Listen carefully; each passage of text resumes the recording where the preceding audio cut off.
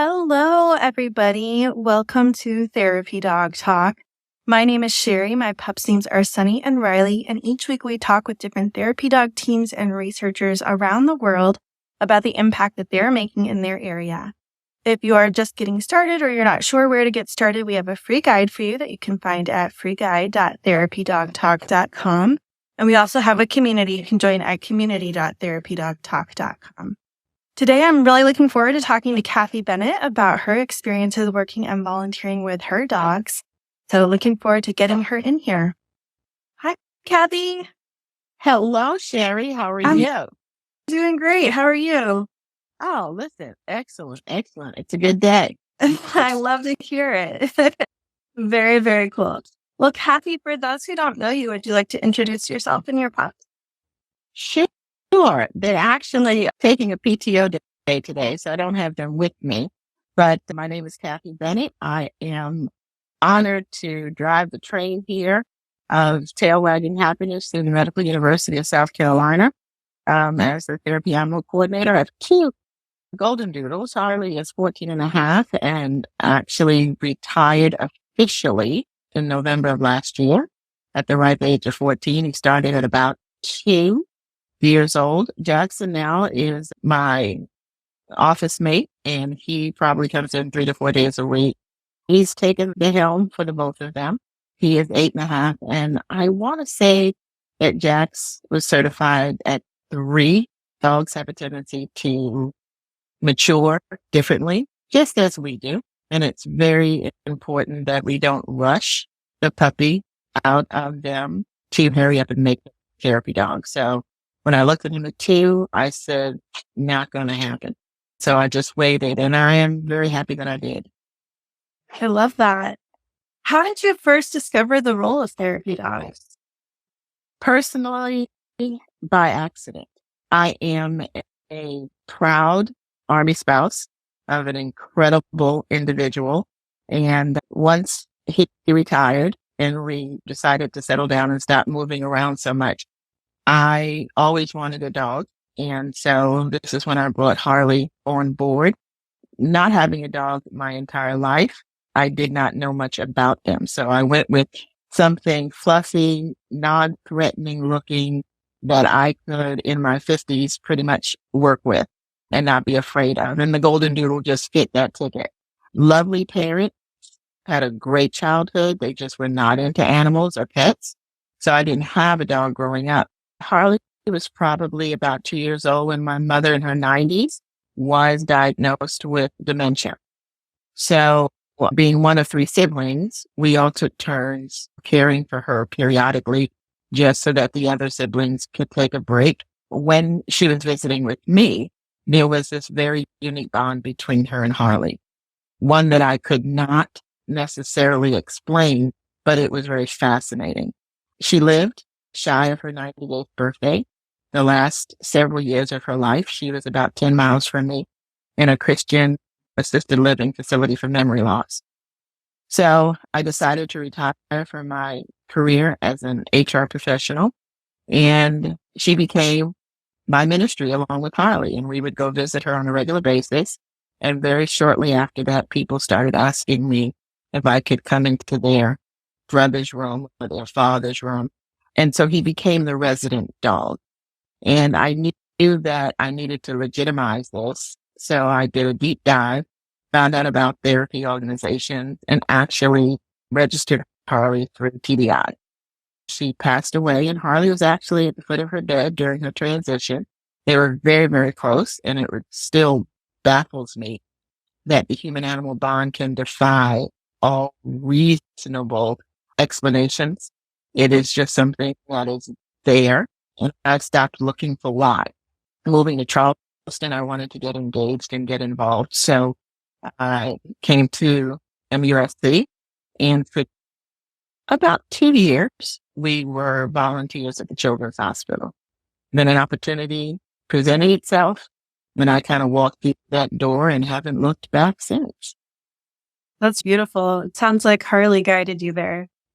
Absolutely. Absolutely. So when you brought Jackson home, were you intentionally looking for a dog that hopefully would become a therapy dog? Not at all. Okay. Not at all. So when I certified Harley, I also had a very large Goldendoodle named Leah at about 100 pounds and legs as long as a telephone pole. Having two doodles and living in the Washington, D.C. area, we're talking 2014, when the whole doodle phenomenon was very, very new. I literally could not walk a city block without being stopped 3 or 4 times. People asking me what kind of dogs are they? Can I touch them? Can I take a picture? Again, human resources being my background. This is the stupidest thing. I actually created a trifold and we kept that in my bag. So when people stopped and asked the same questions over and over again, I would whip out my trifold. I was so proud that day and give it to them. So this is how Groovy Goldendoodles, the website, got started. And I started blogging and writing about my experiences with these phenomenal dogs. So when I certified Harley, I also certified Leo as well. Leo, unfortunately, contracted the canine influenza virus at 4 and left in less than 6 days. It was an extremely traumatic experience. For me. I spent an enormous amount of time in the rabbit hole that I could not get out of because I'd never had a dog before. And then it was Harley and I had Leo, and Leo was gone at 4. The breeder reads my blog and she contacted me after about 6 or 7 months and said, I think you're ready based on your style of writing. And I have a dog that's very, very much like Leo, different parents. I want you to come up and take a look. So I went up and of course I brought Jackson home. And that was just because I had been so accustomed to having 2 dogs in the house, but I never had any plans for Jackson to be a therapy dog because at this point, Harley and I were in sync and we were doing our thing. And again, I love Jax, but he's a bit of a spicoli and just all over the place. And I loved the goofiness about him. So I never really wanted to try. But about 3, this shift just took place. And I started to observe his intuition, his caring nature, seeking the most quiet individual out in a room, sitting there, not being too pushy, yet leaning ever so gently to say, hey, don't know what's going on, but I'm here if you need me. So I said, okay, let me start working with you. And really, really happy I did. He's actually a superb therapy dog. That's great.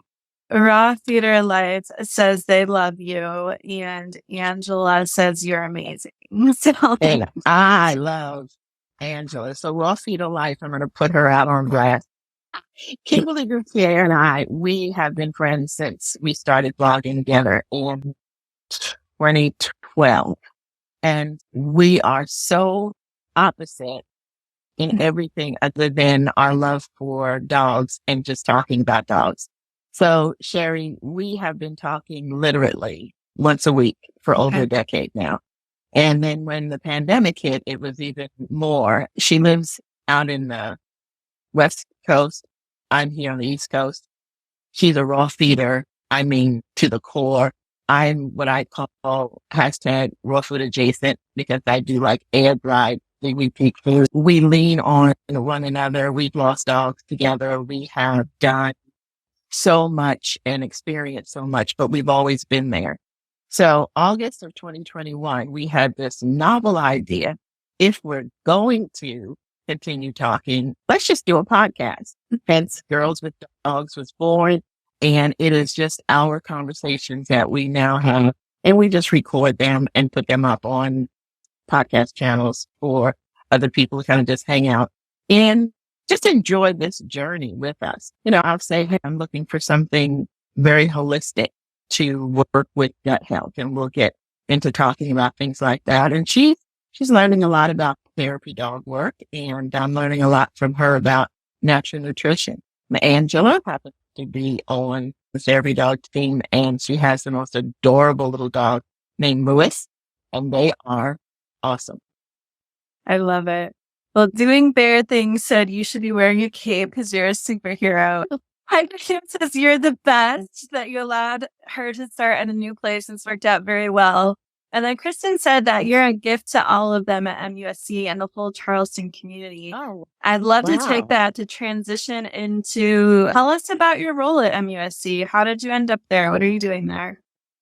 So in USC, it's an incredible place for me to do what I'm doing because it is a teaching hospital. It's the largest hospital in the Southeast, and they are extremely innovative and they are very welcoming to the entire therapy animal concept. They understand that animal assisted activity, the foundation for what we do, that is so important, but they are okay allowing us to lead in therapeutic intervention.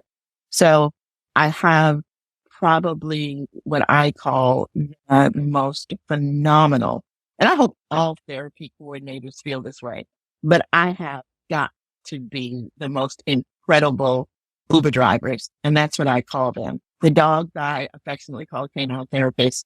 The humans on the other end of the leash, the Uber drivers, so that they always remember once they get into the parking lot and get into the hospital, they take a back seat and you let the dog do their thing. But they are so compassionate and giving of their time and of their pups. And they go the extra mile to be able to accommodate all of the requests that we get here at MUSC. So after the pandemic, we came back very, very slowly and we were very methodical about returning. One of the few hospitals that came back as early as we did and had no incidences, no issues with the pandemic, even before the vaccines were available. But that 8 months of separation, it spoke volumes to the care team members, to the physicians, and to the administration about the importance that having these dogs here in this role. And it kind of blew the doors that were already open off the hinges. So since COVID, Sherry, we have been working very hard to create a Center for Animal Assisted Therapeutic Intervention. It's important that as we trailblaze and lead in areas like pediatric dentistry and having the dogs in the operatory room, working with stroke patients and aphasia patients with reading programs, being able to help those with physical and occupational and Parkinson's disease, being able to now sit in sessions with therapists and psychologists who are helping mental health from pediatric patients all the way up to senior aging adults.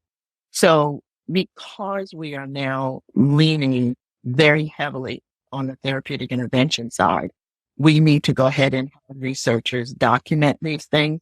We need to be able to tell the story for others that are interested in coming into the therapeutic environment. I have a great friend that I've never met, Whitney, out at the Mayo Clinic in Rochester, doing some of the same incredible things. Many thanks to Pet Partners. So yes, I'm doing my shout outs, and I am honored to be in my second year sitting on the board of AAAIP for animal assisted professionals that are looking to have a network where we can communicate, where we can share. So as this continues to evolve and change, it is wonderful to have volunteers that are so eager to utilize their dogs and help train their dogs to do these incredible procedures and share with patients that are experiencing the worst periods of their life. And then to have an administration and have physicians and nurses and therapists that reach out to me and say, listen, this is what I do. I'm a pediatric anesthesiologist and we're doing so many endoscopies and colonoscopies on children now. We need the dog. So now I'm getting ready to work with them. But it's just so vital and critical and important that we're able to document this information and be able to publish it and get it out there. So the National Institute of Health, Human Animal Bond Research, all of these agencies and facilities can now look to this information and say it's been done before. So let's try and do it where we are working. That was way more than you wanted, but when you get me talking about therapy dogs, I just can't stop. It's never more than I want, Cathy. That's why we're here. And I really think that we could do a whole podcast of me just reading off all the great things people are saying about you. But I want to hear more of your story. What else do you want to know? Well, I am curious. So speaking of people who say great things about you, I was talking to Dr. Taylor Chastain Griffin, and she was saying that you are going to be wonderful today. I mentioned that you're going to be here, but I'd love to hear more about your role at AAAIP on the board and what you're hoping to accomplish by being part of that. So being on the board was, and this is my first board position, so it's always going to be near and dear to my heart. But for those of you that understand, most therapy organizations certify or register you so that you can go into hospitals and schools and nursing homes and living assistance facilities. It's designed to give you the insurance and that accreditation that somebody is saying on behalf of fill in the blank, this individual and this dog are okay to bring into your facility to share what I always call tail wagging happiness. When you look at a medical facility like a hospital or physicians that go off on into their own practice and would love to have their dog in their facility, that's taking that role to another level. Let's think of, and I always use SHRM, the Society for Human Resource Management, because that's a great example. That is a global network of HR professionals that are able to network together, continue to stay on top of all the new trends, have individuals, like-minded individuals that are able to communicate back and forth with one another. So this is what AAAIP is doing. It is providing a home, okay, a base for the Sherrys and the Cathys of the world to be able to learn from our own experiences, learn from those that are ahead of us, and then also bring those behind us along. It also is giving with Taylor and Annie and everybody else at Pet Partners. It's giving us a foundation. So somebody wanted to open up a clinic and they had a therapy dog. They can now go ahead and sit for an even higher level certification and be able to put that on their wall and allow their dog to be in there and be able to use the therapy animal correctly, professionally, legally, and also have the proper insurance to do so. So to have been able to come on board and work for a whole year before we launched and to see this grow and to sit in and listen. And yes, there are some people at MUSC that at some point I would love to see be pioneers in the roles that they had here and then be able to become AAAIP members and then start bringing their dogs to their actual facility for which they work. We know that the Fair Standard Labor Act will not allow you to volunteer and work in the same capacity. However, this accreditation changes that slightly and allows that to happen. So it's been a joy and an honor to have been at the conception and the 9 months and the birth.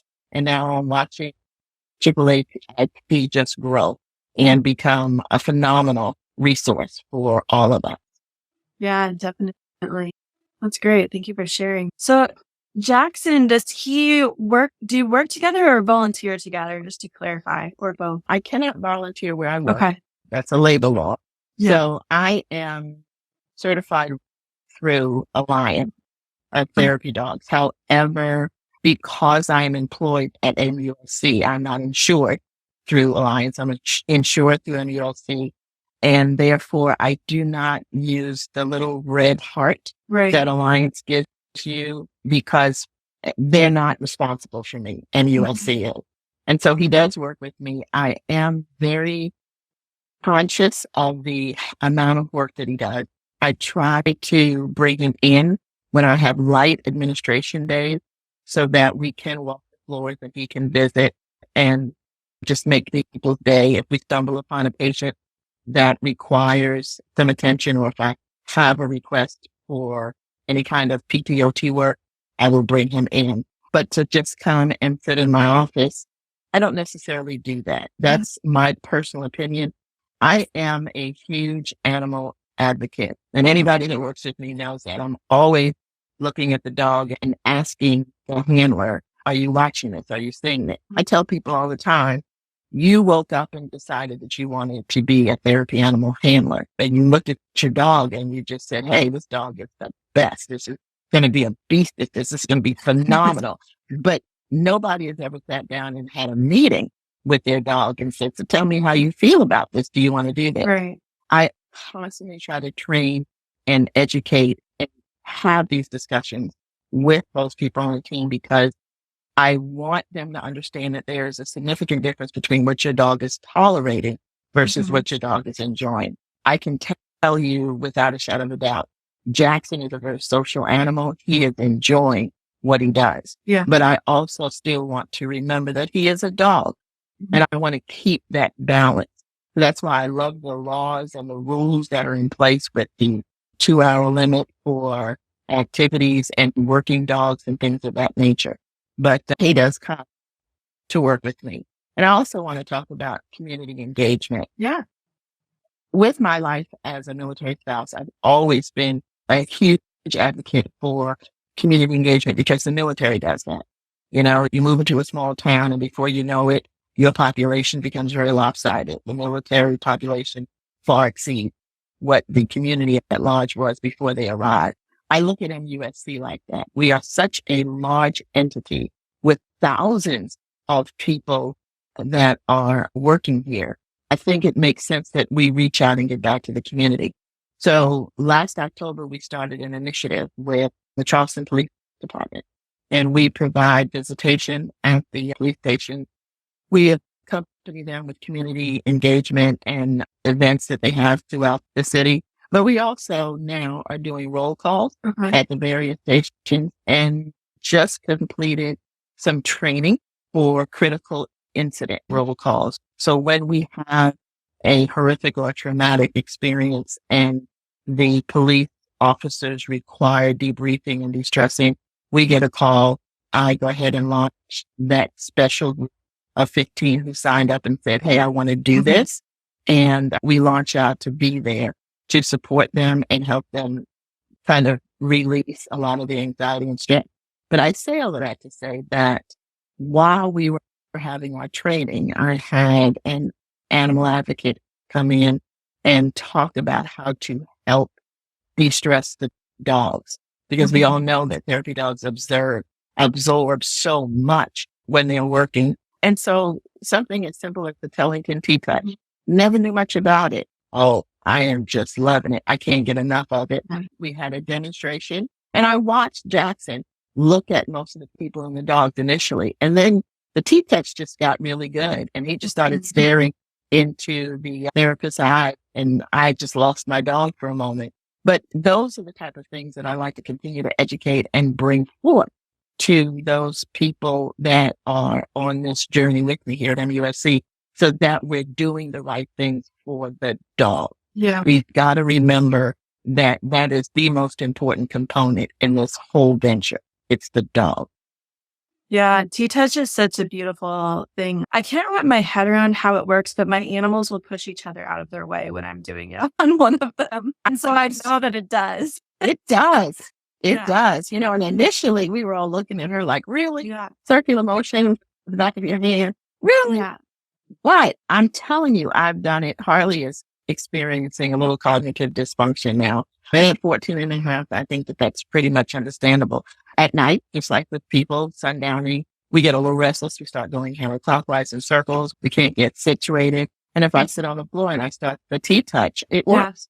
It really, really works. So I'm hoping that those people that were there in the class were able to benefit from it. And anybody that's listening to us now, just pull it up, Google it. There's tons of information and testimonies and videos. It's a lot of fun in terms of strengthening that human-animal bond between you and your animal.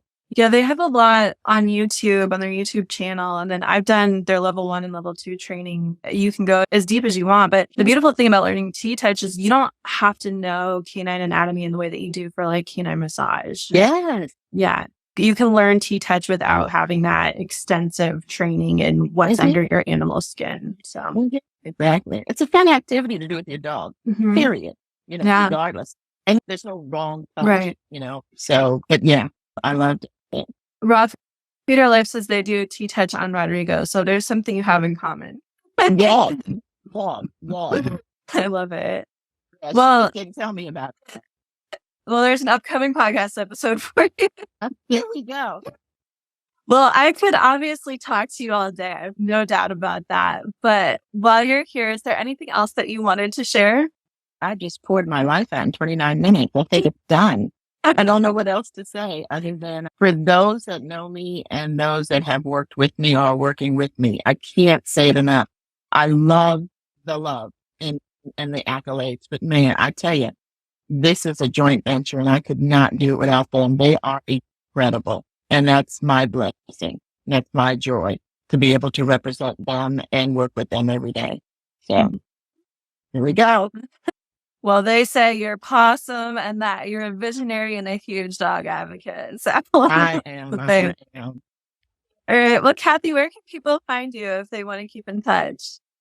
So if you want to keep in touch with me, you can reach out at GroovyGoldendoodle.com. You can find me on the internet if you do it that way. The boys have an Instagram and a Facebook page. I tried to do TikTok. I think I'm too old. It just didn't work out, but I have some videos on there on YouTube. And again, check us out with Girls with Dogs. It's just a fun podcast to listen to, but you still have to continue to listen to Therapy Dog Talk. There's enough room for both. It is. It is. Maybe we'll get you to come on and talk with Sherry real soon. Yeah, I'd love that. Definitely. Perfect. All right, Cathy. Well, thank you so much. It was really great talking with you today. Thank you. Thank you. Take care. You too. Tell your pups I said hi. I will. Bye. Bye.